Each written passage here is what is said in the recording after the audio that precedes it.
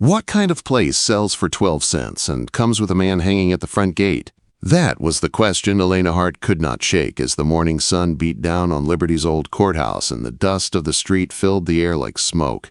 Half the town had shown up for the auction. No one talked. No one even breathed loud. Everyone just watched. A cabin and 12 acres were up for sale. The auctioneer shouted the opening price. 12 cents. People shifted. A few raised brows. But no one bid. Not one trader or ranch owner lifted a hand. Their faces stayed tight, like they all knew something Elena didn't. She raised her hand anyway. 12 cents. Every head turned, not with jealousy, but with pity. The kind of pity you give someone stepping into a snake pit with bare feet. The auctioneer slammed the gavel. The cabin was hers. On the long ride out of town, she could still feel their eyes on her back. She could almost hear them whispering, "Don't go there. Leave it. Let it rot." But Elena had nothing left to leave. Years of bad luck had taken what little she had worked for. A cheap cabin with a well and a leaning barn felt like a new beginning, even if it was hanging by a thread. The path to her new land wound through the tall grass and thin woods. The wooden gate came into view. Old, weather-beaten, barely holding up.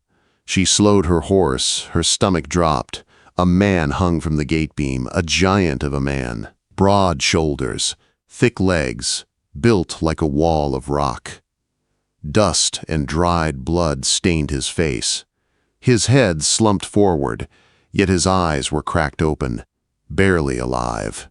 Elena jumped from her horse. Her hands shook, but she pulled her knife free and cut the rope. The body fell like a collapsing tree, knocking her to her knees. She had dragged bulls out of mud holes, lifted wagon wheels with her bare arms, but she had never felt weight like this. The man gasped on the ground, chest rising in shallow pulls of air. Rope burns cut deep around his neck. Elena tore a strip from her shirt and wrapped his throat. She worked fast, breath tight, heart pounding. She lifted his head and poured a little water from her canteen onto his cracked lips. His eyes flickered open, dark, furious, afraid. His voice rasped, broken and harsh, but she understood one thing from his stare. He wanted to live. The rope still swung from the gate above her. Blood marked the wood. Someone left him here to die, not in secret. As a warning, the cabin she bought for 12 cents was no blessing. It was bait. By dusk, she dragged the man inside. The small cabin smelled of dust and old wood, but it was solid. Someone had lived here not long ago. She set him on the table and covered him with a blanket. Only then, in the dim light, did she recognize his face. Silas Ward, the mountain man people whispered about. A trapper, a loner, a fighter, a man who lived where the land climbed toward the sky and few dared follow. Why was he hanging at her gate? Elena stepped out onto the porch, scanning the trees. A rider sat at the edge of the woods. A tall man with a silver-trimmed hat. He stared at the cabin like he owned it. Their eyes met. He turned his horse and rode away without a word. A chill crawled across Elena's shoulders. Back inside, Silas stirred. His voice cracked, low and broken. "Danger!" She leaned close. "Who?" He swallowed. His breath hitched. "They'll come back." Elena looked at him. She had spent her whole life trying to avoid trouble, keeping her head down, surviving. But she had cut him down from death's noose. She could not walk away now. That night she kept watch with her rifle across her lap. Silas groaned in fever dreams. The shadows moved on the walls like creeping hands. Who had strung him up? And what did this cabin hide? At dawn, she rode into town for supplies. The moment she walked into the general store, the room froze. People stared, whispered. Eyes darted away when she looked back. She set coins on the counter. Bandages, medicine, food. The shopkeeper packed her things fast, hands shaking. Then he leaned close. "You bought that cabin?" Elena nodded once. Gasps rippled across the room. Someone dropped a basket. Spools rolled across the floor. Then, the back door opened. A tall man stepped inside. Silver trim on his hat, sharp eyes, smooth voice. "Name's Fletcher Knox," he said. "I hear you bought yourself an interesting little place." He tossed a pouch on the counter, heavy, full of silver. $500. Hand the cabin over tonight. The room went dead silent. Elena stared at him. Why would a shack be worth that? Fletcher smiled without warmth. "I'm not buying the shack, I'm buying your good sense." His tone shifted, low and cold. "That place isn't for anyone who wants to live long." He picked up his hat, tipped it once, and walked out. On the ride back, Elena kept looking over her shoulder. Every wind gust felt like breath on her neck. Inside the cabin, Silas was awake, his dark eyes clear now. "You saved me," he said, voice rough. Elena poured water into his cup. "Couldn't let them kill you like an animal." Silas swallowed, then leaned forward. "They hung me as a message. This cabin hides proof. Papers, stolen land. Forged by judges, sold by thieves." Elena froze. He continued through raw, tight breaths. "They killed the man who lived here to bury the truth." Before she could speak, a glow flickered through the window. Torches, dozens. Fletcher Knox had returned. And he wasn't alone. The first torch hit the cabin roof before Elena even reached the door. Flames curled up the shingles, orange light spilling across the room in wild waves. Silas pushed himself upright, his blanket falling to the floor. His face, pale moments before, now burned with a cold, steady anger. "They're going to burn us out," he said. Outside, Fletcher Knox's voice rose above the crackle of fire. "Elena Hart, you step outside right now and hand over the papers that belong to us, or you and that mountain freak die inside."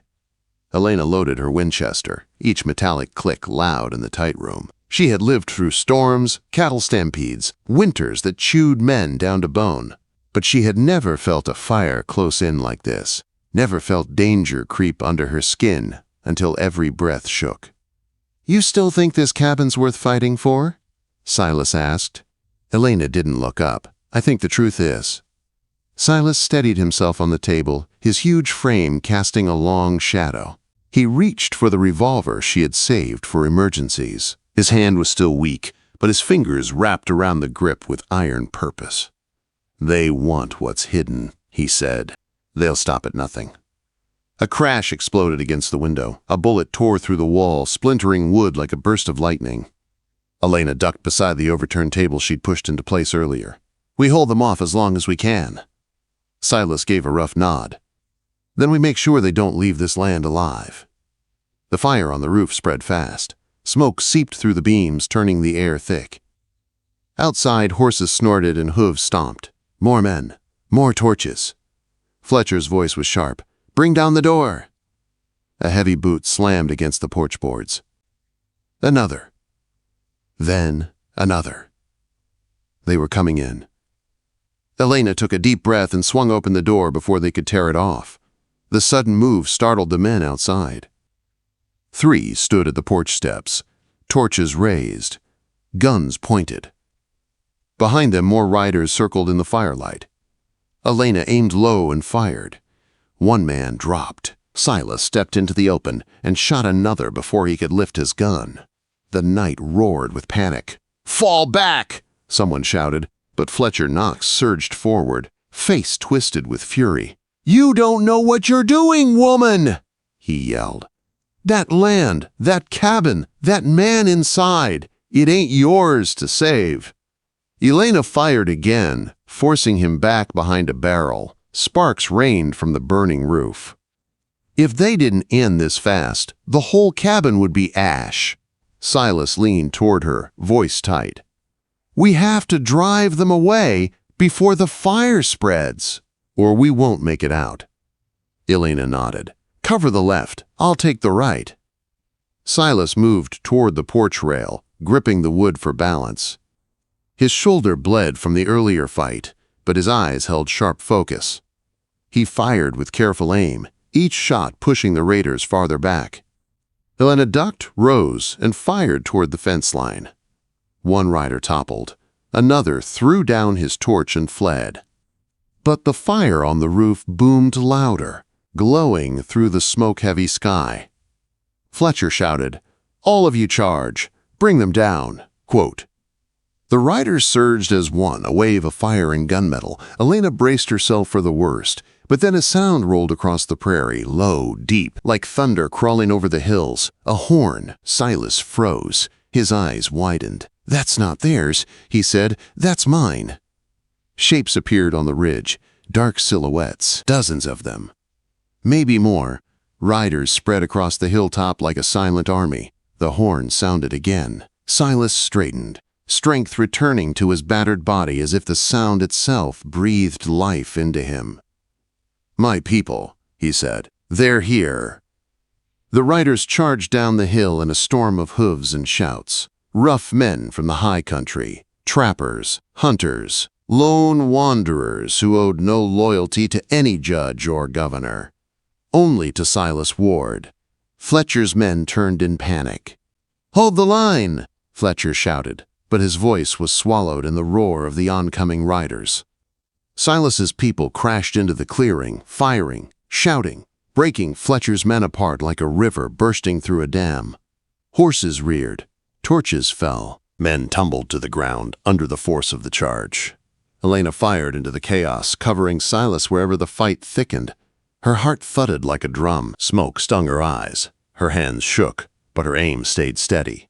One raider reached the porch steps, swinging a torch toward the doorway, but Silas slammed into him like a falling tree, knocking the man flat. The torch rolled harmlessly into the dirt. Minutes felt like hours. Then, through the smoke and shouting, Fletcher Knox rode forward on a dark horse, his silver-trimmed hat gleaming like a threat. His revolver flashed. The bullet cracked past Elena's head, splintering the post beside her. She dropped to one knee and aimed, but Silas was already charging. He struck Fletcher with the force of a landslide, ripping him from the saddle. Fletcher hit the ground hard, dust flying from the impact.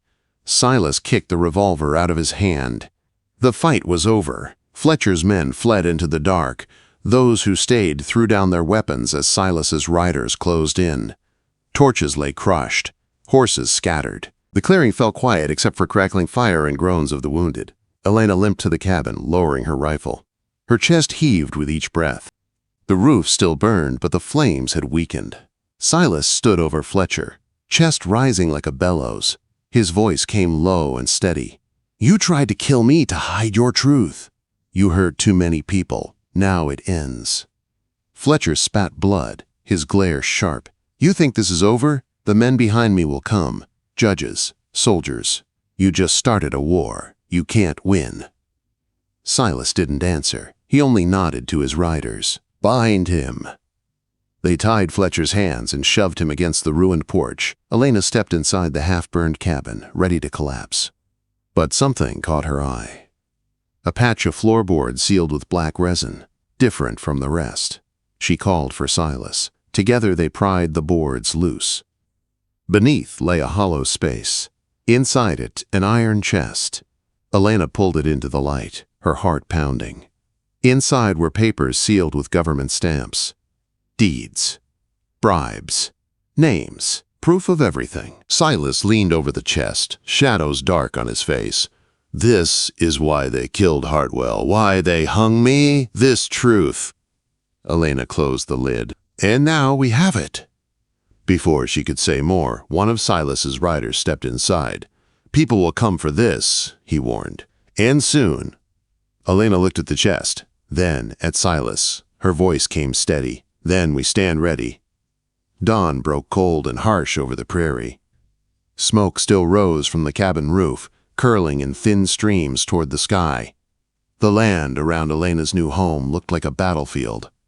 Fallen torches, scattered riders, broken fence posts, and Fletcher Knox tied to a rail, his silver hat crushed in the dirt. Elena sat on the porch steps with her rifle across her knees. Every muscle in her body ached, but her mind stayed sharp. The iron chest sat beside her, The lid open. Papers inside shimmered faintly in the early light. Signatures of men who thought themselves untouchable. Land they stole, laws they bent, lives they ruined. Silas stood nearby, tall as the porch post he leaned on. His wounded shoulder was wrapped with fresh bandages. His breath came steady again, but his eyes stayed cold. "You think those names in that box are just ink?" Fletcher rasped. "They're storms, governors, judges, generals, men who don't fall." Silas crouched in front of him, his shadow swallowing Fletcher's face. "Then let them come. I'll meet them right where you left me hanging." Fletcher spat blood into the dirt and laughed. "You think you won something? You started a fire so big the whole territory will burn." Silas rose. Elena tightened her grip on her rifle. "We take him to the territorial marshal," Silas said. "Him and the papers. The law outside their reach is the only chance we have."